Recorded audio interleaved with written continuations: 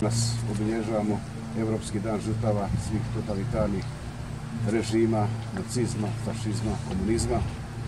Mi smo ovdje na Mirogoju položili svijeće. Potpredsjednik Božinović danas će nazočiti na Maclju, a ministar Oleg Butković na Golom otoku. Nakon ovog ja odlazim u Gospić gdje danas, upravo na današnji dan, kao što smo to i ranijih godina činili, ukapamo 102 žrtve, 102 posmrtna ostatka žrtava Drugog svjetskog rata i poslijeratnog razdoblja koje su ekshumirane na širem području Like. Današnji dan tradicionalno posjećujemo obilježja na Mirogoju, na Maclju, na Golom otoku. Jasenovac je u nekim drugim prigodama.